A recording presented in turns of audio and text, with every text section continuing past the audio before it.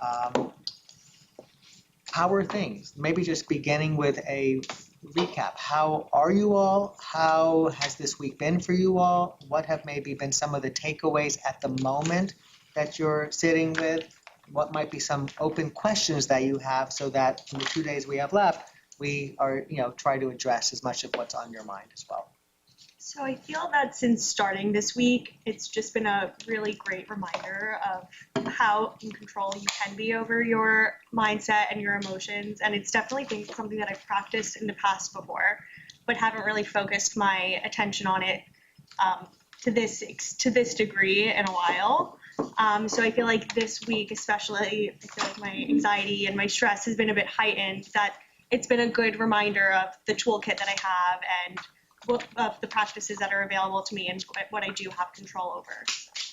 Very nice. Right. It's nice to have reminders like this. A lot of people who are longtime mindfulness practitioners or meditators, just to stay in that domain way beyond mindfulness in particular, they will go on retreats. They will go on weekend things. They will do things to not only remind themselves, but to immerse in it a little bit so they can emerge. Because it's not unlike exercising muscles. There is the use it or lose it research that finds benefits on focus and concentration and situational and self-awareness find that over time it reverts like so many things. It's like a continual maintaining because in many ways we could say the pressures, the busyness of the mind, the contagion of just getting caught up in one thought leads to another and conversations that become disparate and people going off on tangents. If we don't do something to corral and catch that within ourselves, we will, it's a good quality that human beings have to be able to meld with their environment. And then it's catch as catch can is how useful and adaptive and healthy is the environment, meaning other people and perspectives and beliefs. So yes, it's a nice reminder. I'm glad, hopefully for maybe others who came in with a little bit of mindfulness or other useful practices in your toolkit. It's giving you an opportunity to practice that as part of the class assignment, if nothing else.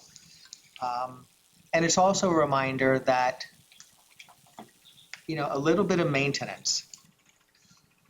So we're saying 6-12 minutes of, say, a focused attention practice. That tends to be the practice that many people like. Some like the open monitoring, but the focused attention seems to be for those of us with monkey minds and mental chatter. I'm focusing on something. When my mind wanders, I bring it back. I'm practicing that. Big surprise that later in the day, when your mind begins to wander, you notice it and bring it back. You literally spent time practicing that very thing. So it's not like magic or mystical or esoteric. But it is elusive. It is easy to fall away. And sometimes that can happen because we set it up with an expectation that's not as conducive to our day-to-day experience. So 12 minutes is nice. 6 minutes is pretty darn good too. 3 minutes is still something significant. In some ways, just making the pivot is more important. To sit down and shift your focus or expand your awareness is more important than how long it is that one is doing it. Of course, how long it is that one does it is like going to the gym. If you get to the gym for 5 minutes and then you're out, something beneficial has happened for a lot of reasons, not the least of which is you shifted gears. And then you got something in. But of course, if it was 10 minutes or 30 minutes or 40 minutes, there's a little bit more gain there. But it might be incremental to the, especially in this domain, to the fact that one pivots to actually, like the ability to pivot requires some level of awareness and stability. So even if you leave class and it's like, I do a 3-minute practice, but I do it regularly. And I do it understanding the instructions of what the science has found to be useful instructions. Or maybe it is a longer practice, 6 or 12 or 18 minutes, which is still, when you think about it, we'll spend more time checking out a story on the internet that we never planned on reading anyway. So it is a matter of what grabs our attention. And here we're trying to have greater mastery over our attention, not letting it be so grabbable, but it's also finding the right object. So it could be that listening to music and putting on some music that we find compelling and just focusing our attention on it. Less words, probably better, but focusing on it. And then when our mind wanders and we notice it, we bring our attention back. That's a mindfulness practice, right? So the object can be the breath, it can be a sound, it can be the sensations of your hand, it can be an object. And we want to try to find an object that's interesting enough that we actually can get into the practice. Not so interesting that our mind doesn't wander, or that we won't notice it. And that's your call. So thank you for that. And just a larger reminder that how do we, though, have it where it might be more resonant, even in the moments when life gets more challenging. And then you might have it where on a busy day or a busy week, it goes from 6 minutes to 3 or 6 minutes to 2. Because oftentimes we treat it as an all or nothing thing. It's either happening or it's not. And it's much more nuanced than that. What other comments or observations on the week? Based on our conversation yesterday, I'm in like a bit of an anxious time with jobs and stuff, and being like when I'm able to notice those like negative thoughts that I'm having, that I'm not going to get it or something like that, and like realizing that it's just a voice and I'm able to, differentiate that from the way that I really feel. I think that's been really useful for me, like at this time. Yeah. So I really like, because I haven't really been able to differentiate it. That's just like something I hear, and I don't have to believe that, and I can feel a different way. Yes. So that's been really helpful. Yeah, that's a nice word, differentiate. It picks up on a conversation from yesterday. And so also there's like the 1-2 apart approach that we're exploring. We're really zeroing more on the mindfulness piece, which helps us to differentiate, right? We practice mindfulness, we practice noticing, oh, there's a thought, there's a feeling, and we're noticing it. As we talked about yesterday, it's not, we're the one that notices, right? Or at least that's a part of us that when it's noticing serves us very well. There's also, what do I do when I realize that I'm agitated, right? So now I know I'm agitated. I caught it sooner. I was having the anxious or the negative thoughts. I wasn't realizing it at first. It got me. And now I realized it, so I'm free from its grasp. But it's already sort of hit me a little bit. That's where what can be helpful.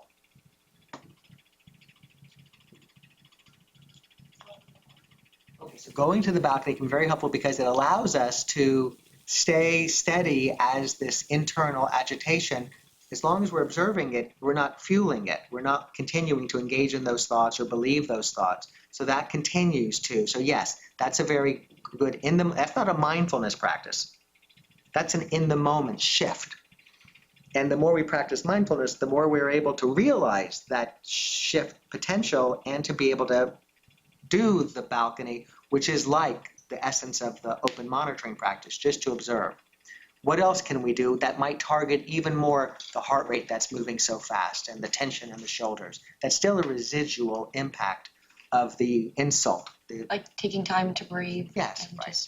I think it's helped like also not letting it like take you over for the rest of your day. Just like realizing it, feeling that way for a second, and then going to the balcony or breathing and then moving on with your day. That's correct. In many ways, we want to practice mindfulness and other ways of cultivating the insight to be able to differentiate. Realize that it probably will take, at least in my experience, you get caught up in the story for a little bit and then you realize it. At some point, something happens where it's sufficiently painful or the awareness is sufficiently ripe that you realize it.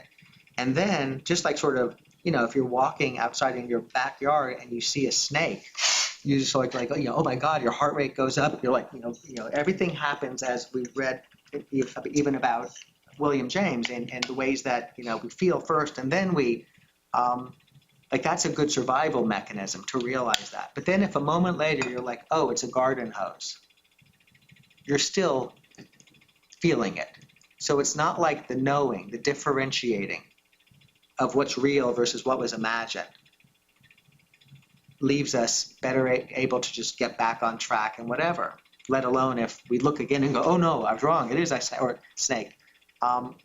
So yes, breathing practices or whatever techniques that you've got to help as a 1-2 punch, we could say. 1, I notice it, and 2, I'm able to diffuse it.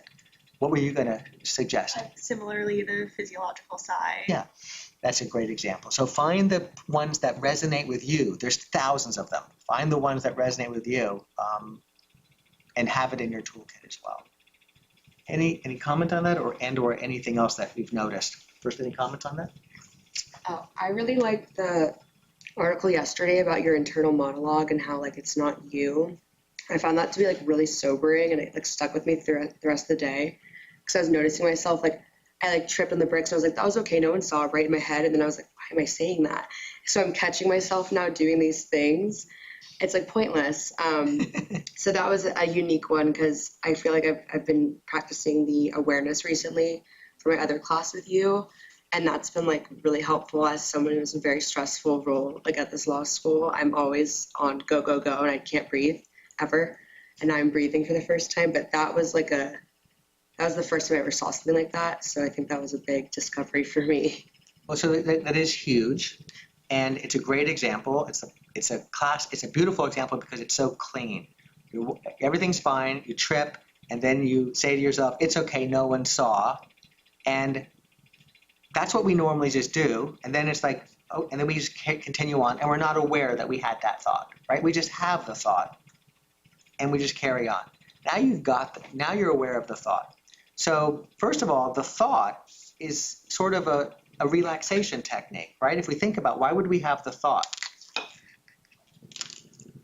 Oh, good, no one saw, so I guess it's okay, to help us feel better, right? So we're constantly doing things to get us going or help us feel better. Usually it's intended to help us feel better, but it has a different, we don't always realize the consequences of the thoughts that we generate that's narrating our experience. And now that you're aware of it, it opens up a whole nother interesting domain of like, why am I having that thought? Okay. Well, one answer is because actually we're sort of soothing ourselves. But the deeper realization might be, why do I need to soothe myself? Because somehow I think it's not safe if I trip and people see.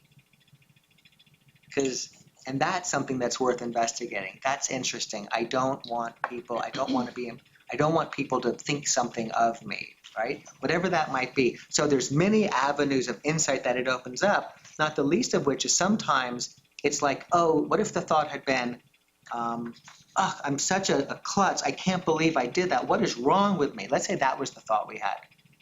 Now, is that thought going to feel good or not feel good when we're having it? Not feel good. It's just going to reinforce some critical self-talk. That's just part of the symphony of critical self-talk. But if we're aware that we're having that thought, then what might we do with that awareness? Without trying to go deeper into, what I just spoke to, although that's there, just noticing it allows what? As a benefit. You to observe that you're having those thoughts in the first place. Yeah, you just realize it and go, and you might meet it with compassion, but now you can meet it with compassion because you're aware you're having it. Mm-hmm. You might challenge it, like, is that true? There's a lot we can do with the awareness of it, and not the least of which is just begin to smile and laugh. Like, there's this part of me that just, so that opens up, and that's nice that that's what's intended, and that's what the practices are meant to, because it's an insight you're speaking to with a momentary realization. And wouldn't that be neat if, let's just say, we have access to 10% of that? What if we had access to 15 or 20 or 30% of that? And that's where the practices are really pointing. Yeah, I mean, I think we tell ourselves these stories all the time. I'm clumsy, I'm shy, I'm not a good public speaker, and maybe because of one thing that happened when we were second grade or something. And then you have to challenge it. First, to notice that you're having it, and then if it's important, to challenge it. Say, wait a minute, maybe this was valid when I was 8, but maybe it's not valid now that I'm 24. A lot older than that. And say, this really isn't serving me. Let's replace it. As Scott says, with empathy and self-compassion, and just, sort of smile like the puppy, pat the puppy on the head. This is an interesting thought. And then let's replace it with something that's more, more helpful to you. Yeah. We'll be learning another practice. It'll be the last practice we learn called the connection practice. We might do it today. We'll certainly do it tomorrow. And we can build on it, how that practice and the major teacher of that practice, a woman named Sharon Salzberg, a very important mindfulness teacher for the last 55 years, comments on how beneficial she found it, and it relates to something that you've touched on. And in many ways, the awareness then allows, like Harley said, and as you've indicated, then you can meet it with something useful. You can assess its utility, its usefulness, its accuracy. Maybe it's true, the thought you have. You know, why can't I be more like that person? They study so much better than me. Well, maybe there's something to that. You know? So sometimes but to investigate it is to then see it more clearly, see more range of possibilities, and also be able to pursue different avenues to address it. It could be sometimes it's like talking to a therapist to be able to say, this is something that I'm now more aware is happening, and I could use help navigating that. Or it could be talking to a mentor at the law firm because I realize that I've got this, something about the way I think my work is. Maybe I can just ask the person, could you share with me more? So there's so much we can do, idiosyncratic to our natures and our interests, with the awareness of what's arising in the first place. There's no right answer to what happens next. It's the ability for us to then bring to that what is useful to us and what happens next. In a moment, we're going to look at the first article a tail end article from yesterday on negotiating with mindfulness. Before we get there, and then we'll move to anchoring. Before we get there, or as we're getting there, any other comments or closing remarks on thus far? And we'll ask tomorrow as well. Have you practiced D&I? Just a reminder, in fact, you all texted me your cell phone number. So expect that between today and tomorrow, you might get a little text that says D&I. It's just a reminder to, in your next conversation, not interrupt, because some of you might say, oh, I keep forgetting about it, and it's easy to forget. Now that you bring that up, you just reminded me of something. So I was talking to my friend on the phone, and I have a really bad habit of interrupting people, and I didn't really realize it until I was able to be in conversation. I'm going to focus on it so I can try to identify when I do it and try to prevent it from happening. And I was on the phone with my friend. She was telling me this long story about something that happened to her. And then at the end of the conversation, I know there's beneficial interruptions too, which we spoke briefly about yesterday, but I tried to just not interrupt at all. Just wow, you're really quiet today. And then I was like, dang, wow, the majority of me talking is me interrupting and going off tangent. And then I was talking to my boyfriend later on that day, and he told me the same thing. He's like, you're super quiet today. Are you feeling okay? I'm like, I'm just not trying to interrupt. Isn't that so? What's the takeaway for you from that? Because it really opens up some interesting considerations. That I guess a lot of the times that I talk, I'm interrupting. But You can make it about you to some extent, but what if we broaden it? I think it's been really beneficial to be able to identify when I do that. And a lot of the times, the things that I'm thinking of, I can just ask that question after she finishes her thought, or when she pauses. So I don't have to interrupt her and then take her off tangent, and then she has to go back and then she doesn't remember where she was in her story. That's what happens. Yes. So again, a larger, outside of your own immediate perspective around it, both things you just said were very useful and insightful, I think. What does it say about other people?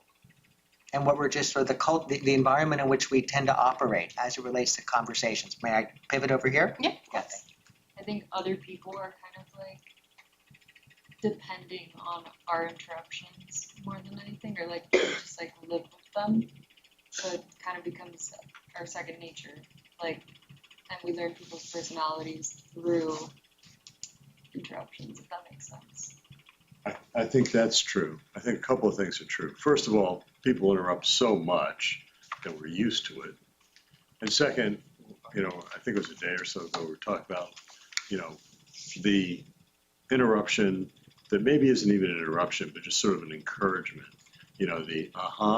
Or really, I don't know if that's an interruption so much as an encouragement.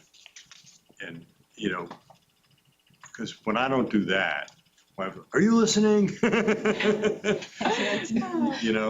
So I think that's really not, and I appreciate your comment on this. I don't know if that's so much of an interruption as a facilitating thing, but when you really interrupt, when you impose your own agenda, especially when you're dealing with clients, I think it's not helpful because people don't feel heard, seen, or maybe this is too strong, but it's approaching this like completely respected. You know, like they feel less than because you're imposing yourself on them. So I'll comment on one little piece because I think you tee it up nicely. This question is saying or oh yeah, what is that? So first, yeah, it's like what would be your response was like I was listening, right? I mean, what's wrong? What's wrong with you? I was listening to you, right? That's the absurdity of this in so many ways. And yes, we do get in the pattern, we do get expecting it, and then when it doesn't happen, we begin to like have thoughts that we're not necessarily aware of. But am I saying something that's wrong? The interruption, the way we're speaking to it, cannot be known by what it looks like. So if you just were to record a conversation and somebody said, or, oh, interesting, say more, or, oh, yeah, I get that, or much more than that, it's hard to know. You spoke at the end about one that seems like your own agenda is being imposed, and some of them are more obviously detected. But the utterance of words, it's like you're dancing with somebody, and there's a leading, and it's like you're letting who's leading, and it's just part of the agreed to thing. And then if you begin to lead when they're really, then that's the interruption. That's disrupting the natural flow. And so one of the telltale signs, which is where this becomes a mindfulness inquiry, is why am I saying what I'm saying? Why am I saying Because I'm certainly interjecting something. I'm certainly taking the dance and I'm doing a little something with it in midstream. If we're doing it so that we can feel better in some way, this is the shorthand. If we're doing it so that we can feel better, like somebody saying, so then we went to this thing and it was so sad. It's like, oh yeah, I get that. I know that. Well, maybe we're saying that because it's actually getting emotional and we're taking it out of the emotion by sort of shortcutting it. And that might be more for us than for them. So it may sound generous, but it might actually be coming from an alleviating our own distress in some ways, which may be fine because we also want to take care of ourselves, but also we are, could we maybe hold that, be uncomfortable even amidst our own discomfort? Physicians are doing this all the time when patients are sharing with them the great fears that they have. Our clients will be when they share the great fears, and so often we'll say something to help them feel better because it will help us feel better. And sometimes we say something to encourage, to help them. And that's the motivation, to help them, to be of service to them. That's not because we can't help ourselves but interrupt. It's because we are inspired to, because it will be useful. And I think that's the telltale sign. So when you say encouraging, I say yes, to share something that actually is encouraging because that's useful. That would not be the interruption that we are wanting to keep a real eye on and question. But sometimes we might say something that seems encouraging, but it's actually, Right. and being able to tell the difference, you can't know from the outside, but you can know from the inside. All right, on negotiating with mindfulness, thank you for that great example. It's a funny one in many ways, I think. On negotiating with mindfulness. So I thought this was good. I don't know if you all remember this. This was a short piece written by Aaron Alvarez. Goes over a lot of the things that Scott and I have talked about and we've discussed here with you. But a couple of the things that I wanted to get your reaction to is on page 2, start with a plan. It's much easier to conduct yourself in negotiations if you put some effort into planning for the bargaining and presentation beforehand, where you sit down at the negotiation table, outline your goals for the conversation, why these things are important. Before I start my rap about that, what thoughts or reactions does anybody have to that? What have you seen or learned when you've been working in law firms or whatever about how people either do or don't do that? Sure. I mean, I think it's beneficial to like outline something before going into a conversation or in the legal field before going into court. It's nice to have like a little outline. I don't think it's very necessary to really go too in depth with an outline of what you want as your goal, because it might go a different way and then it's not really helpful, but just like basics. So like starting a plan in general, I think is super helpful. I usually do like a to-do list of like what my most important like points are whenever I have something. I was gonna say, like, I think sometimes we don't even realize like our non-negotiables, and I think outlining and coming up with a plan helps us realize, okay, actually there is something that I'm not willing to negotiate here. So I think you can help kind of like clear your mind and set your priorities straight. I think even more importantly than outlining what your goals are, the why these are your goals is very important, because it will help you shift from your positions to your interests more naturally as the negotiation goes on, if you go into the negotiation knowing exactly what your interests are. I think like all of I agree with what they say, but I thought the part where it says chill out and take care not to let the perceived enormity of the situation stunt your opportunities is really interesting, especially like for where we are, because like a lot of us are nervous going into these situations, and especially for me, like going into interviews right now, if I plan it out and like what I want to say, and like it helps you go into the situation and not just like freak out and have anxiety and have no idea what to say. So I think, and you can just tell when people are prepared and when people aren't, based on what I've seen at law firms and other things. So I really like that part of it. It just kind of calms the situation if you've thought about it before and kind of set some sort of plan. Perfect. More. I think starting with your goals and like why they're important can kind of frame the way like you go into like how you're gonna get those goals satisfied and how you're gonna like get those ends met. Like I always think, and it's just like stupid, but like in like court, it's like what are you seeking? What do you want? And like the way that I build my arguments is like I start at the end. Okay, so if we want this to happen, how do we get there? Why is this important? How do those puzzles fit? So I think in the negotiation context, like that I want this to happen. This is what I can use as my leverage to satisfy that, and that's important because it'll show blank. So. Yes. I liked how they talked about outlining like your shared interests as well, because when you go into the negotiation, then you're not like thinking of the other person necessarily as an adversary, but as someone you can work with to achieve like a mutual goal. And I think later they said that like these like positive views of the negotiation and like going in with a positive attitude can lead to positive outcomes. So it's very hopeful in that way. Any other thoughts? So there was a common denominator in everything that you all said, which was putting it down in writing, either in your iPhone, iPad, old school pen and paper.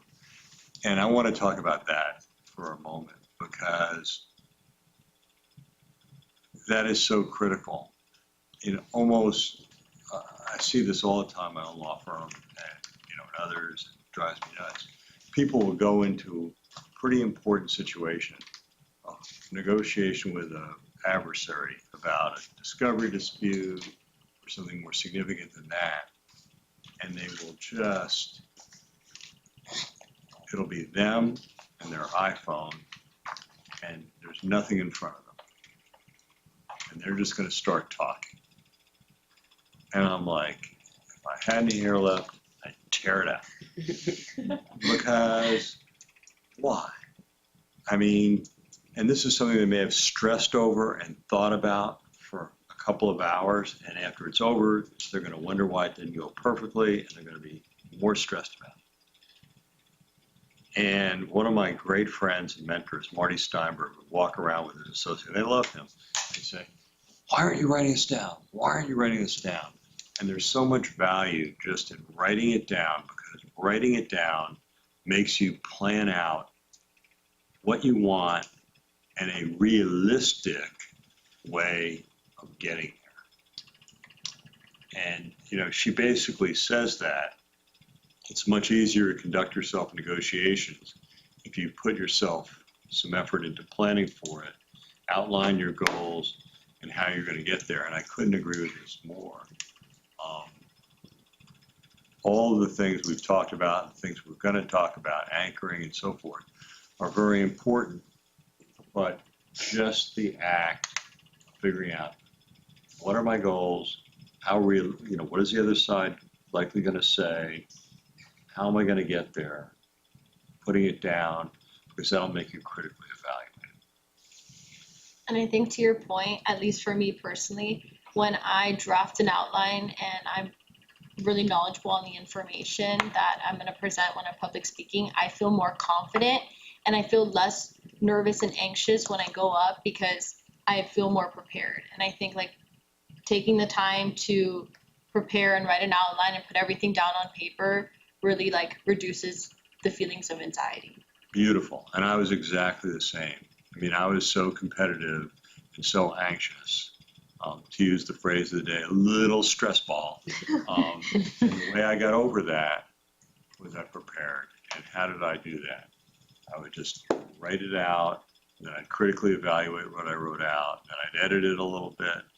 And just the act of doing that, the stress would melt away. Not completely evaporate, but largely go away. Because if you go into an interaction with somebody else, in any other endeavor, like sports or anything else, and you're like twice as prepared, you know, it's pretty much becomes obvious to you. And all of a sudden you have this feeling of confidence, and now you're having fun because you're going to win, you know? You're going to get what you want. We all want to get what we want. And the way to do it is just that. So start with a plan is what? Begins with a T.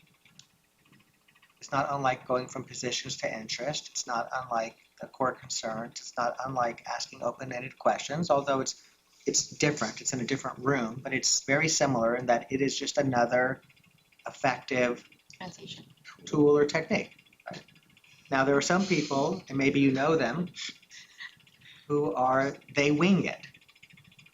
They never write anything down or write very little down. They just go in and they wing it.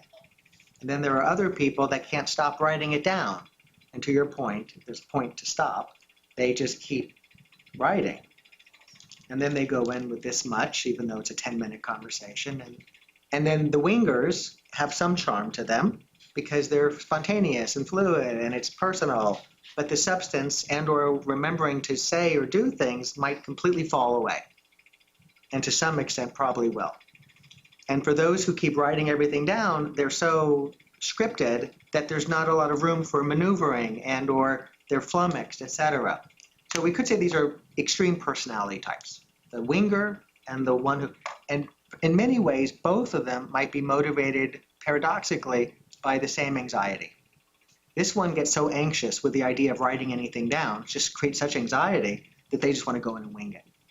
And this one is so anxious about the idea of not having everything done that they write everything down. And of course, most of us fall somewhere in the middle here. But we all can place ourselves perhaps at some level of, you know, what percentage is a winger and what percentage is a planner. Well, may I? Yeah, please. So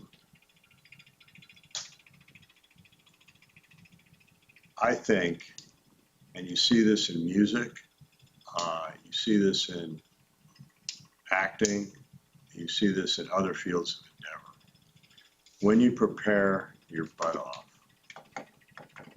if you saw me in court, you would think I was a winger because there's almost nothing in front of me.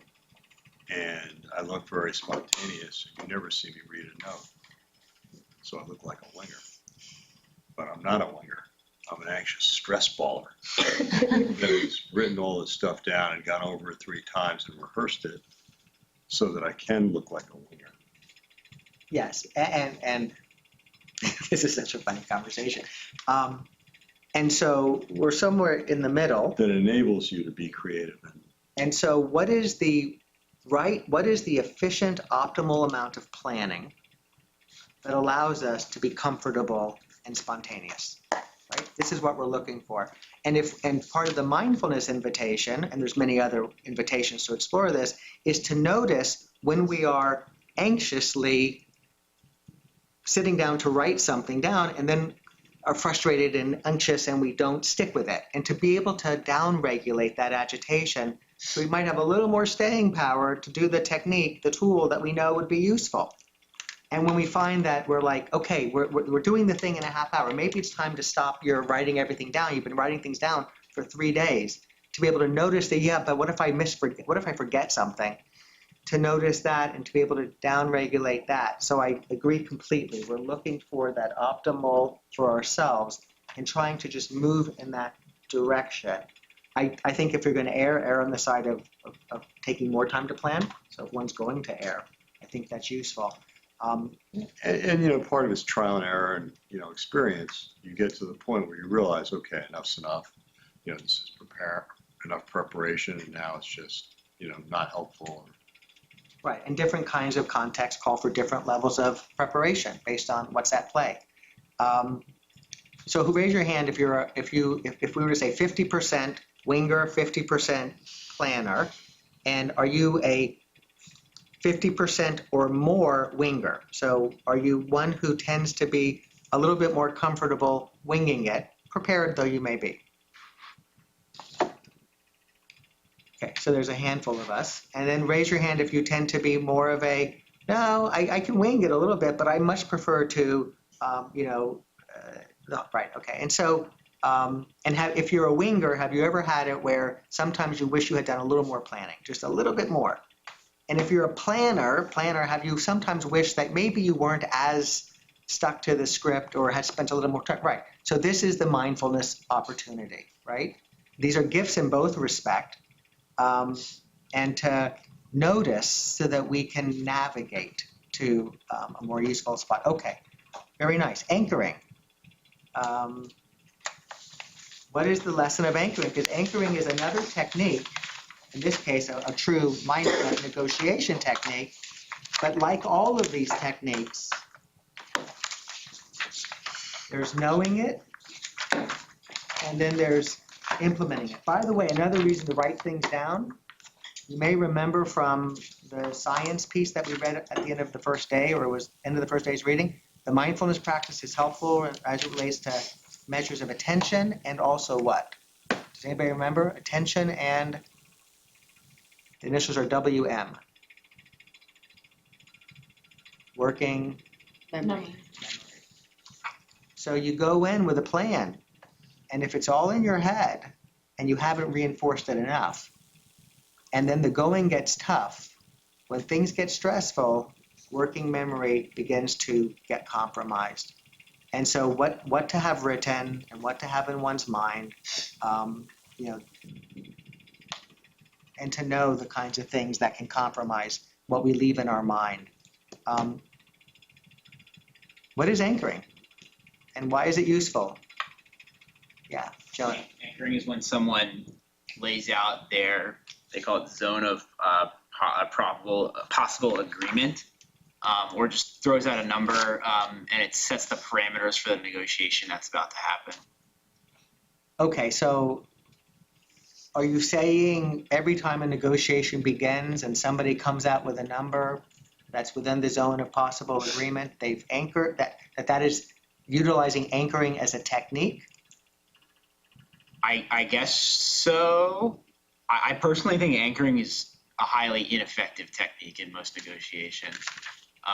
And I think that it's like when the other party anchors or throws out a number, I think you have just gained all the leverage in that negotiation, and you can now essentially have them negotiate against themselves for as long as you can keep it up. And there's nothing more. I haven't been in the big legal back and forth, but like when you're just haggling with someone and they throw out their price, there's nothing more I love than just waiting to throw out my price and just having them drop. I see you at the poker table again. So,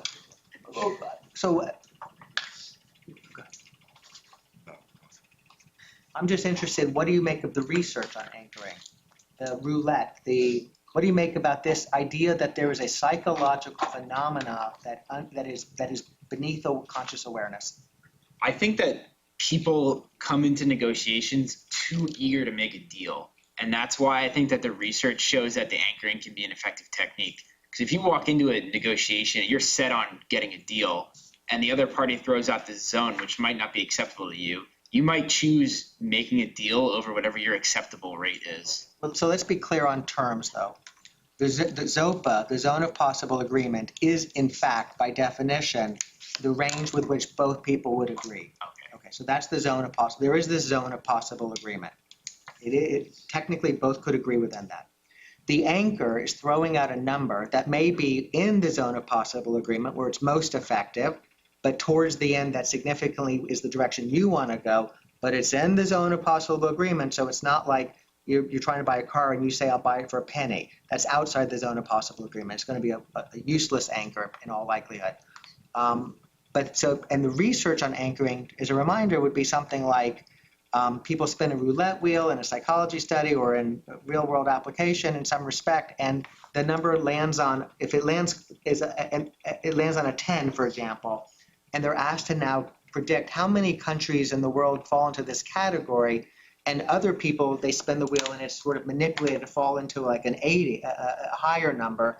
Their estimate will be biased by this completely unrelated number that just landed in their mind a moment earlier because of a psychological phenomenon called anchoring, which is this, that our decision making is skewed when somebody begins a negotiation. And I appreciate what you're saying. I'm not disagreeing with your perspective on anchoring. I think it might depend on the context.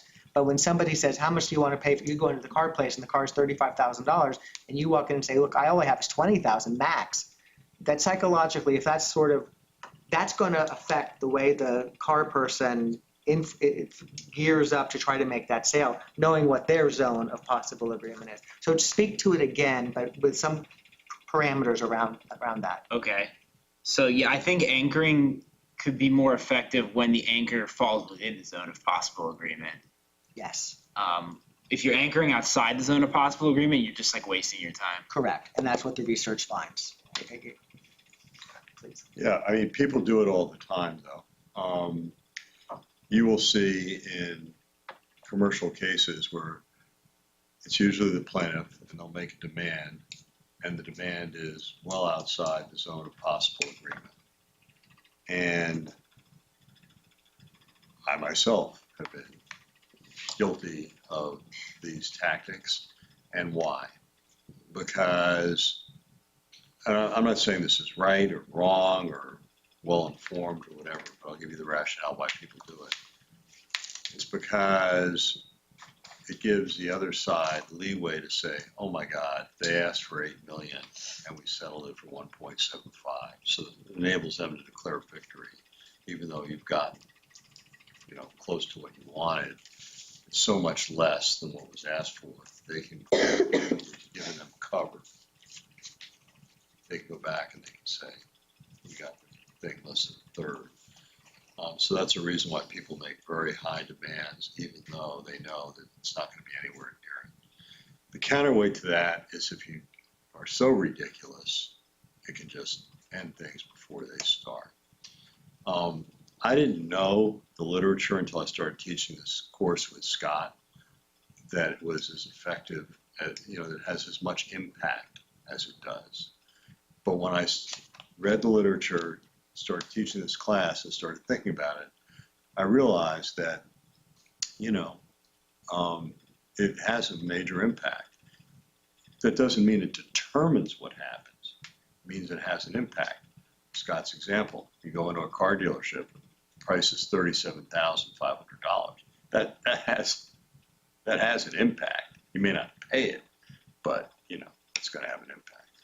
Yeah, so we will be doing mock negotiations. One of the things that you'll have the opportunity to draw upon if you choose, because you've got your toolkit of things, you don't need to utilize any of them. Anybody else commenting on the anchors, the effect, what the argument for the anchors is, because if, there is the zone of possible agreement, very important, glad you raised that. There is the anchor and the way it psychologically fixes something and can mobilize the conversation in that direction. I love the giving cover, totally another reason for the anchor. I mean, that's a psychologically rich technique, utilizing an anchor. And then there's also, what do you do? So a general question, a comment on anchors in general, and or when somebody else anchors, because the argument is do it first.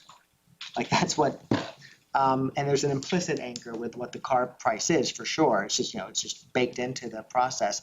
The manufacturer's suggested price. But then there's also, if the other party does establish an anchor, if they get it in first, what to do before you provide your counter. And what does that involve? So speak to anchors in general, or what to do when you're responding to what clearly was somebody's anchor. And tomorrow we'll probably talk about why is it that sometimes you go into a negotiation, like you go into a car dealership and you're like, I'm going to say 20 or something, or you're doing something with a friend about how much you're going to, and you don't do the anchor even though you know the technique. Once again, you know the technique, you know the tool, but there's something inside of you that stops you from executing on it. And that's, of course, where the mindfulness piece comes in. So anchors in general, and or what to do when you get one. I was just thinking about anchors in general. So I'm in a mediation class, and yesterday we had a mock mediation, and I was one of the mediators.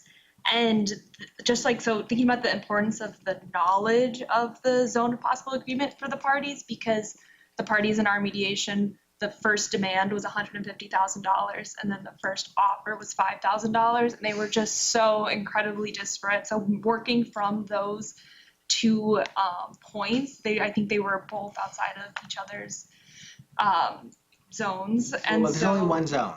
Right. Sorry, one zone. They were both out, but they were on the other ends.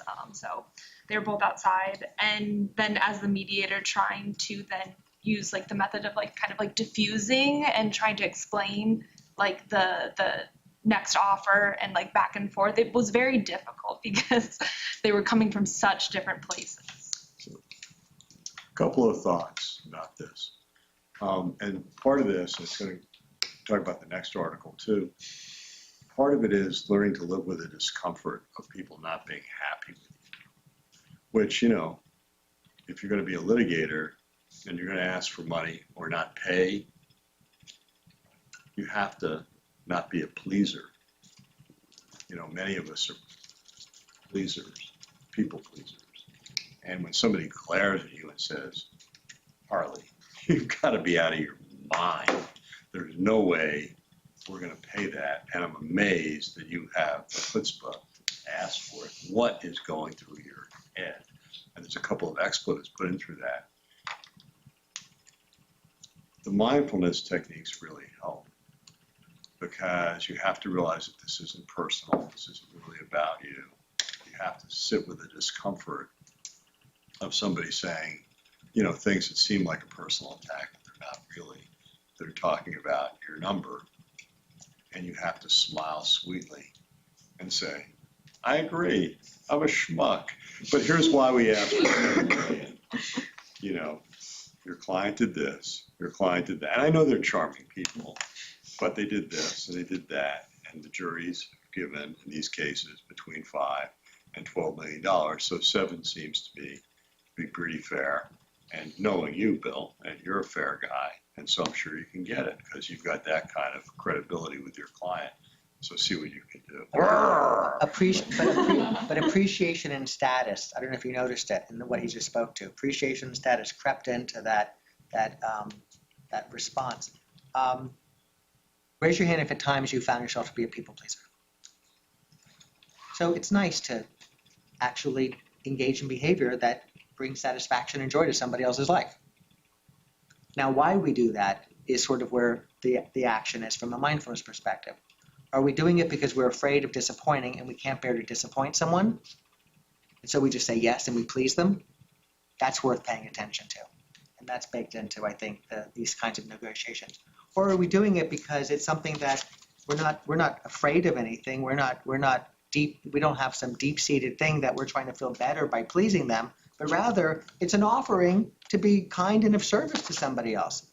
So there's the people pleasing, that's a part of our nature and probably human nature that in the right time and in the right place is beautiful.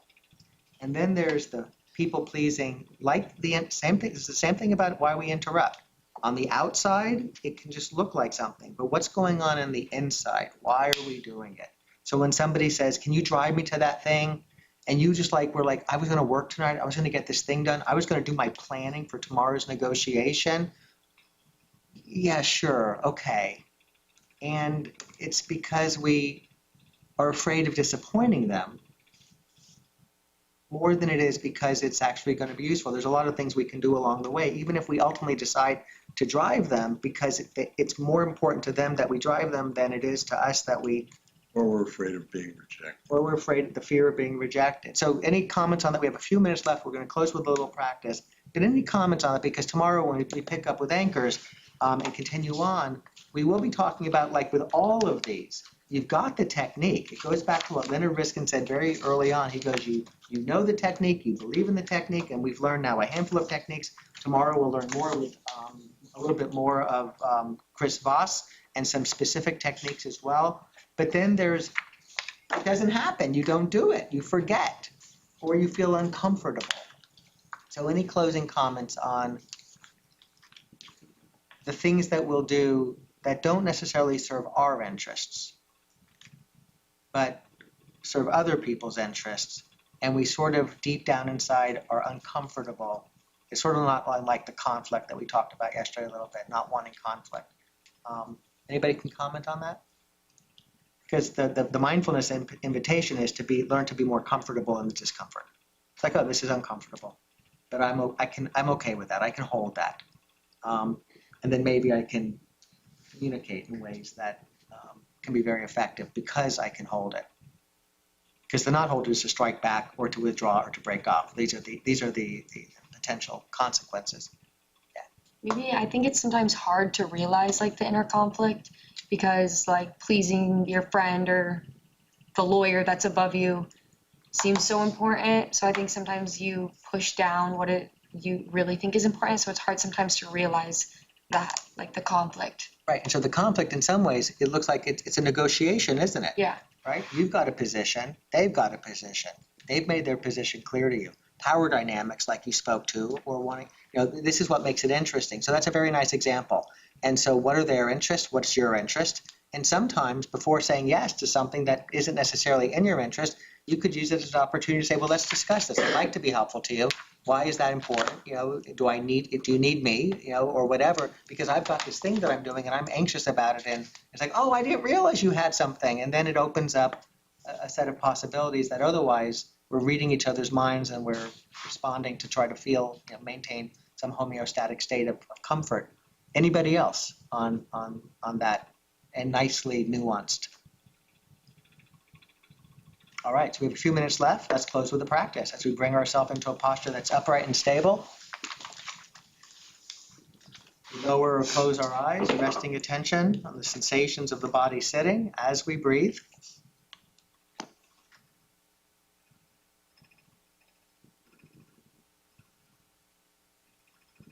Taking a few slower, deeper breaths.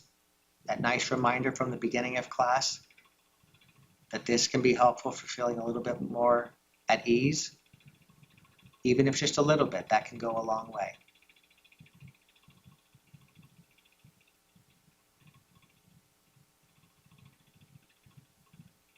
And if it's not yet been realized, even the doing of this calls for a certain degree of attention and focus.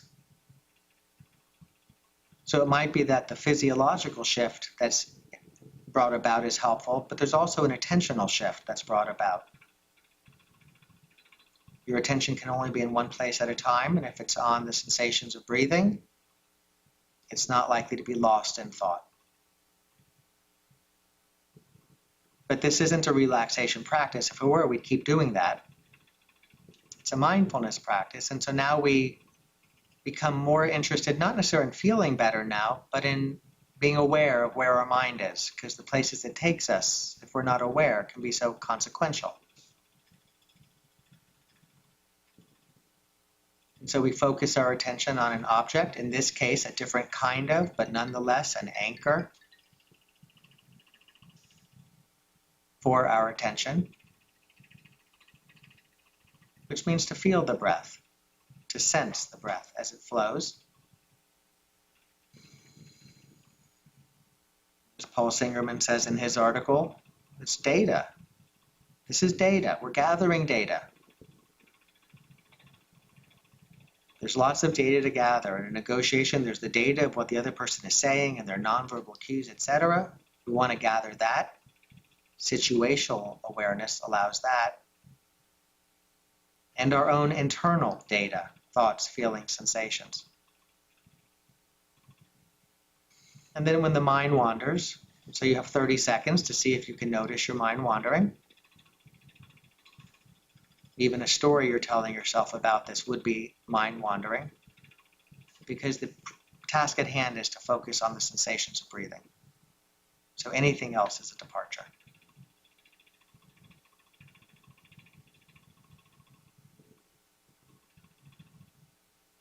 Smile, that inner knowing, I just caught myself wandering. It can be so helpful, say, on the bricks, when we least expect it. It can be so helpful at home, when we least expect it. It can be so helpful in a negotiation.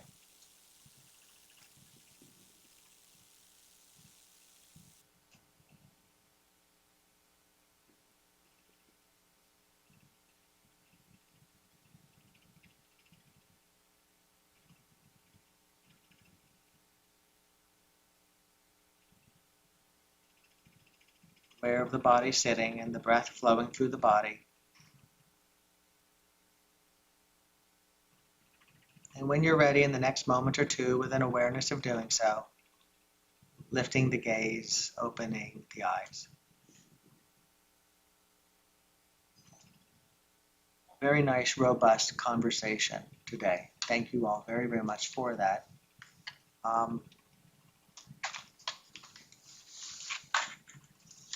Practice continuing, practicing do not interrupt. See what that's like. Practice moving from position to interest. Sometimes we don't realize that it's right in front of us to explore. Practice dropping the anchor in certain ways. You're going on to dinner with a friend. It's like, well, I don't want to spend more than blank. And you throw out a number, it's just sort of, and psychologically, or whatever that may be. And practice either the focus attention practice or the open monitoring practice, whichever one you have found to be most interesting, and see if you might want to bump up the length of time if you choose, or continue to practice it for the length that you have. See you all tomorrow.